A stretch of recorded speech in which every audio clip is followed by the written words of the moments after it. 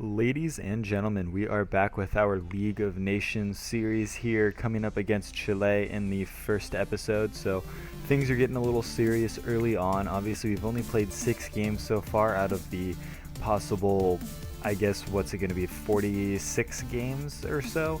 So we still have a long way to go in the series, which is very exciting, definitely to see how this is already progressing early on. But with Spain and Germany not losing a game so far, along with like Portugal, France, and a few other teams up there, the table is still very tight. We are still in, I believe, 3rd or 4th place right now, kind of going back and forth with Portugal until those teams actually start facing up against each other. I'm not entirely sure who's going to end up winning games and who's going to end up losing games. So it is kind of an odd spot to be in right now.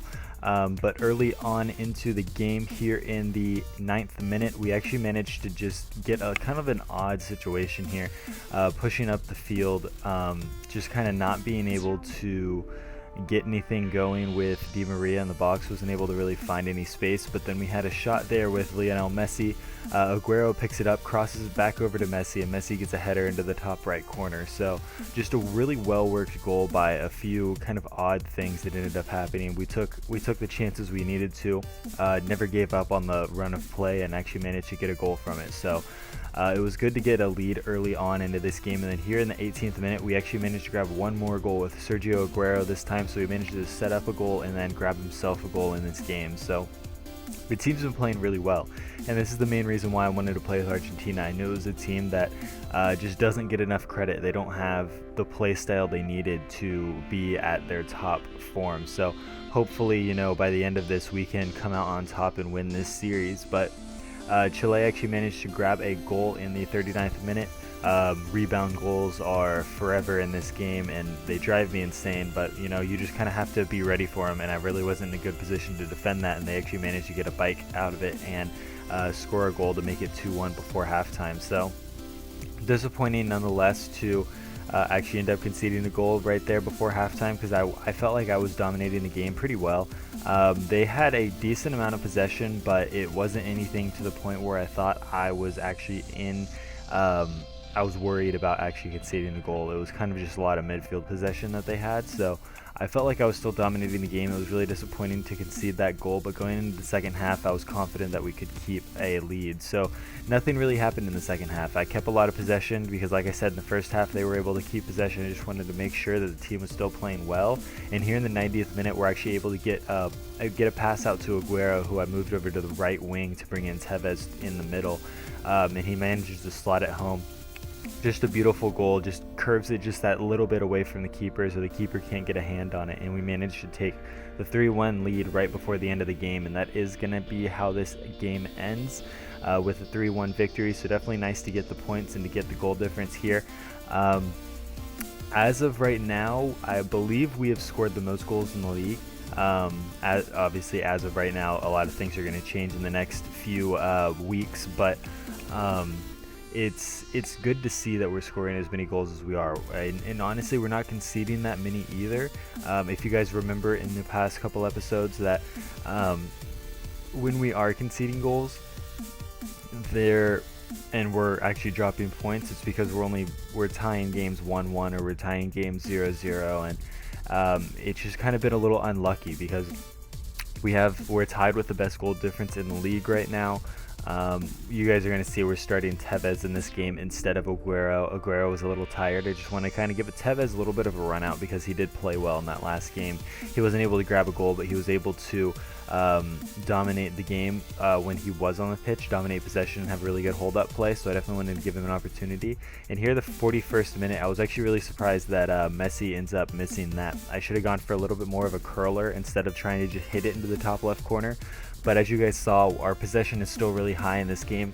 I don't really like the fact that I played like this in the first half. It feels like I just tried to play the Barcelona way too much, and I kind of think that's where Argentina struggles in real life. With Messi obviously being the biggest highlight in the squad, he honestly, I would imagine dominates the gameplay and dominates the way that he wants Argentina to play, which is obviously going to be the Barcelona way. He wants to play in a system that he's comfortable with. The problem with that is that although Argentina is a talented team, they're not the same talent level as Barcelona. That's just how it is. There's no way around it. So the passing, although it's still there, it's still not as strong as Barcelona, so there's still mistakes that happen. There's still not that clinical final third in the passing that there needs to be to create that Barcelona kind of chaoticness that actually comes out of goals. So I think we're definitely better off playing a little bit more of a counterattack, but more of like a this year's Barcelona counterattack, where they still dominate possession, but they know when to push a team too far and counterattack really well. Like if you guys watched the Arsenal-Barcelona game on Tuesday, they were able to get Arsenal to push so high up on the pitch that it actually just left them vulnerable at the back, and all three of Messi, Neymar, and Suarez were all pushed up really high, pushing that back line, and they were just able to outrun the defense. And I think that's how we need to play with players like Tevez, Aguero, Di Maria, and Messi. We have the players to push that back line and to push them back enough that they can't challenge us. So I think that's more of a gameplay that we need to play, and it was a little disappointing to go through this game without managing to find a goal. Now, if I would have started Aguero, would things have been different? Maybe. Obviously, he has a little bit more pace than Tevez. Tevez is just more of a stronger player, and I thought the hold-up play would actually end up benefiting us more than just the outright pace that Aguero has. So may have been a mistake starting Tevez. I think Tevez is definitely a good substitute player, and I think I'll just kind of leave him at that role instead of bringing him in as a starter. But we'll kind of see. It just kind of depends on how things go in the league. If Aguero keeps scoring the way he is, then I'm definitely not going to be dropping him again. I think it was a mistake in this game, as it is going to come down to a 0-0 draw. So dropping points again in the league, like I said, we really need to stop doing this, because dropping points is hurting us pretty badly. Spain and Germany are just doing really well at the top right now, and we just need to focus on making sure that we can stay up with them as much as possible. So obviously once they play each other, once all of these big teams including us start actually playing each other, like when Argentina plays Spain, Germany, Portugal, France, Italy, then things will actually start getting really interesting to see who comes out on top, because whoever can win those pivotal I would say 5 or 6 games is going to determine who wins this league. And obviously we're going to play everybody twice, so there's definitely room to recover if we need it. But it's definitely, the big teams are going to beat the rest of the teams. It's just how the big teams go against the big teams, if you guys know what I mean. So for the last game of the episode, we are actually coming up against Turkey. So a game that it's kind of in that middle ground. You don't really know if we should be winning this game 100% or if this game's going to be difficult for us. A team like Turkey has a lot of pace. They have a lot of ability in their squad. Their defense isn't that strong, but it's definitely a strong team nonetheless. And as you guys see in the 9th minute, Tosun is actually, I believe that's how you pronounce his name. I'm sure there's a different way of pronouncing that, but he managed to actually grab a beautiful header that just lobs straight over my keeper into the top left corner and giving them a 1-0 lead. I give away the ball right off kickoff and I accidentally end up sliding into the player, and we end up getting a red card for Perez. So we're going to be without Perez in the next game. Obviously, for this episode, we were also without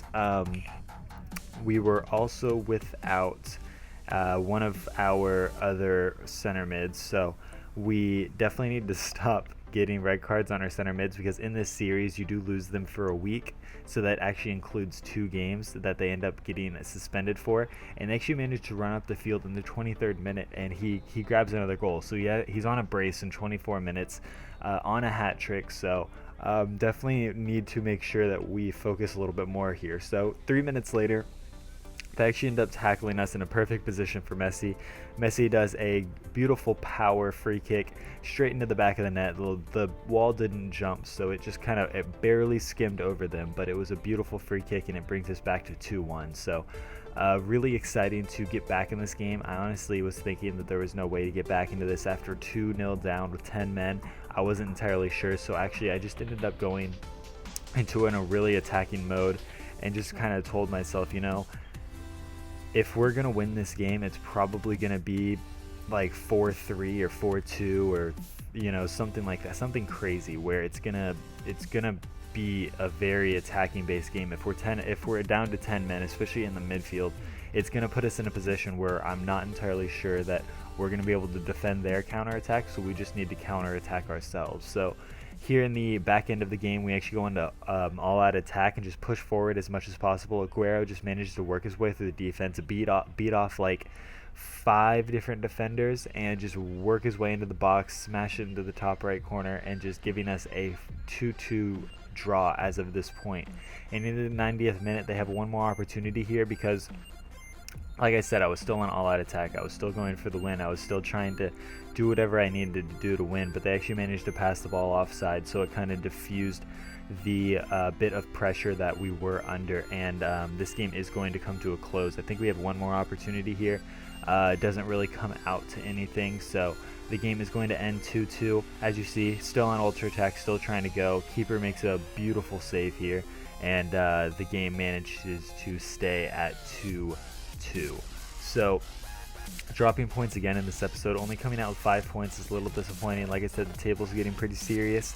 I'm going to show you guys the table here after this game comes to a close, and you guys will see that a couple points were actually dropped at the top, and this was going to be a really big game for us to figure out if we were going to win. But as you guys saw those stats, it was still a game that I think I could have won. We had a lot of shots and a lot of shots on target, but it just didn't work out that way. But Germany actually lost a game, so they dropped down a few points as well. Portugal is still undefeated where they're at, and there's still a few other undefeated teams, but that is where this episode is going to come to a close. If you guys did enjoy, make sure you like, comment, and subscribe, and until the next one, I'll see you guys later.